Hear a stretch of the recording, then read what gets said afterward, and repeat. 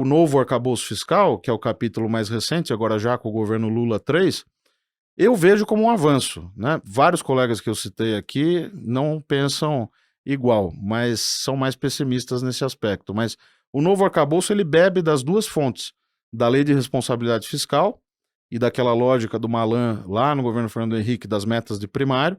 Então você tem metas de resultado primário, mas tem também um limite de gastos. Só que é um limite mais brando. Ele caminha de acordo com a receita. Eu acho que o pessimismo da turma que você falou, acho que vai justamente nesse lado do controle dos gastos, né? Que é quase como os gastos, se as coisas derem certo no Brasil, pode ser que os gastos cresçam muito mais e possa gerar até um problema maior no futuro. Mas já que a gente chegou aqui, queria que você falasse então um pouquinho mais porque seria até um bom contraponto, né? O quanto que faz sentido nas críticas ou o quanto que pode ter um certo exagero ali, assim, perguntando para você, porque você tem total propriedade pelo tempo de vida, não só estudando, mas acompanhando as contas públicas. Sim. Esse anúncio é para você que não aguenta mais ser atrapalhado por anúncios aqui no Market Makers. Agora você pode assistir aos episódios do nosso podcast sem as interrupções do YouTube. É só se tornar membro da nossa comunidade clicando no botão que aparece aqui embaixo. Além de ganhar acesso a todos os episódios sem interrupções, você também vai poder entrar no nosso grupo restrito do WhatsApp para trocar ideia com os investidores e ter prioridade para mandar perguntas e comentários nas nossas lives. E claro, a melhor parte, você se torna um apoiador do nosso trabalho. Tudo isso custa R$ 7,99 por mês. E se você gosta do nosso trabalho, tenho certeza que vai querer fazer parte dessa comunidade. Te espero lá. Eu vejo da seguinte forma, a regra não é o problema. A gente é bom de fazer uma regra. Escrever uma legislação a gente é ótimo, com incisos detalhados, alíneas, é perfeito. Você vai ver a lei de responsabilidade fiscal é maravilhosa, é inspirada na época nas experiências internacionais, teve consultoria da Teresa Terminacian, que era a chefona lá do FMI, nessa área de assuntos fiscais. O novo arcabouço fiscal, que alguns não gostam, também é uma regra bem feita, tem mais flexibilidade, mas a própria literatura de regras fiscais da segunda geração, a primeira geração foi aquela do limite da dívida, basicamente. Então a Europa, os Estados Unidos tem os Estados Unidos, inclusive a regra não foi alterada em quase nada desde que foi criada, que é aquele limite fixo e que se você ultrapassa é o shutdown, paralisa a máquina pública, aí tem que ter autorização. Outro dia eu estava vendo o gráfico de autorizações que o executivo precisou pedir para o Congresso. É impressionante, assim, uma infinidade de vezes, inúmeras vezes que precisou pedir essa alteração. Por quê? Porque essa regra de primeira geração, ela tinha a ver com uma coisa mais rígida, né? Olha, temos que controlar a dívida, como o teto de gastos também. Então vamos colocar um ceiling aqui, um cap, um limite que não pode ser ultrapassado. Nas discussões da segunda geração, aí você começa a envolver, por exemplo, variáveis como ciclo de atividade econômica, porque quando você está na alta do ciclo, a receita sobe, você faz resultado primário maior. Então há quem advogue por uma regra de resultado primário ajustado pelo ciclo. O resultado recorrente, que desconta os eventos atípicos, né? Receitas e despesas que acontecem uma vez e depois não acontecem mais.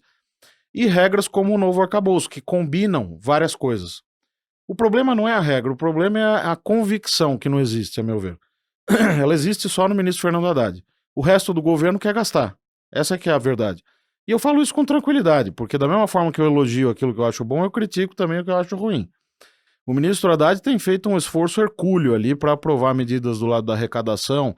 A arrecadação terminou ano passado crescendo provavelmente ao redor de 9% acima da inflação.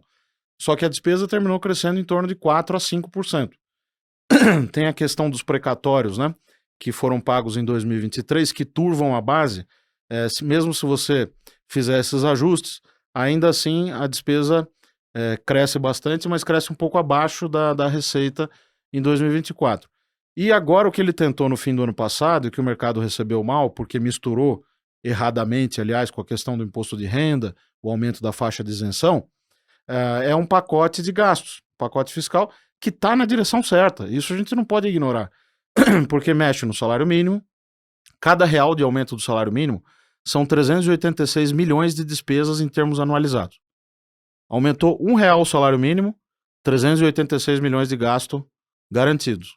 Por quê? Porque ele serve de indexador para o abono salarial, para o seguro-desemprego, benefício de prestação continuada, renda mínima vitalícia e por aí, e previdência. E por aí vai. Então, você precisa discutir a indexação. No pacote, o que eles fizeram? Mudaram a regra de crescimento do salário mínimo. Claro que eles cometeram um erro lá no início, porque ainda em 22, no governo de transição, como o presidente Bolsonaro e o Paulo Guedes tinham feito aquela expansão fiscal em 22, né, que todos sabemos, aumentou o Bolsa Família, na época o Auxílio Brasil, etc., o governo de esquerda que estava assumindo não tinha como fazer uma contenção em cima de que o governo de direita tinha acabado de fazer, né? Mas deviam ter feito. E o que eles não só aumentaram as chances de gastar em 145 bi, pegou o teto que estava aqui e jogou aqui, 145 bi. Isso já o governo Lula 3. Na transição. Foi a PEC da transição, como ficou conhecida. Emenda Constitucional 126. Aí jogaram o teto para cima e recriaram duas regras que têm um efeito fiscal dramático, que são o piso da saúde e educação, que lá no teto de gastos o Marcos Mendes já tinha pensado numa coisa engenhosa, que era crescer pela inflação. Estava resolvido esse problema. Eles foram cutucar e voltaram com a regra de vinculação à receita. Então, se a receita cresce 15%, a saúde e a educação tem que crescer também, porque eles são calculados como 15% e 18% da receita. Então, se a receita cresce, eu tenho que aumentar. Primeiro problema. Segundo, recriaram a lei do salário mínimo para ter uma correção real permanente. O PIB defasado em 2 anos, mais a inflação de 12 meses anteriores até novembro. Recriou esses dois problemas. Então, agora, com o pacote fiscal, ele corrigiu um pouco o salário mínimo, né? Ele está sujeitando o salário mínimo, a correção do salário mínimo, à regra do novo arcabouço fiscal. Então já é alguma coisa. Mexeu nas regras do BPC, do Benefício de Prestação Continuada, emendas parlamentares, Fundeb, que é o Fundo da Educação. Então o pacote tem elementos importantes, mas eles não são suficientes para resolver essa encalacrada fiscal que nós nos metemos. Eu ouvindo... a gente acompanha isso quase todo dia, né? Mas ouvindo a sua explicação, me passa a impressão que talvez não é que o mercado exagerou, talvez ele foi meio devagar, né? Talvez ele deveria ter tido essa reação mais extremada antes. Acredito eu, o mercado foi dando o benefício da dúvida, acreditando que poderia vir alguma coisa naquele famigerado anúncio que Sim. o Haddad talvez errou na maneira de se comunicar. Não, com certeza errou, né? Mas acho que também o grande problema ali não foi nem só o formato, mas a expectativa gerada. Sim. Né? Foi muito tempo para fazer aquele anúncio. Eu também acho. E assim, se eu tivesse lá, que é fácil falar de fora, mas eu teria feito um ajuste fiscal no primeiro ano, mais rápido, e teria evitado essas bolas quadradas que eles mesmos fabricaram ali, que não precisavam ter sido fabricadas, né? Gostou desse corte, né? Então que tal assistir o episódio completo? Clica aqui e assista ele na íntegra. Ou então você pode clicar aqui e ver mais um corte desse mesmo episódio.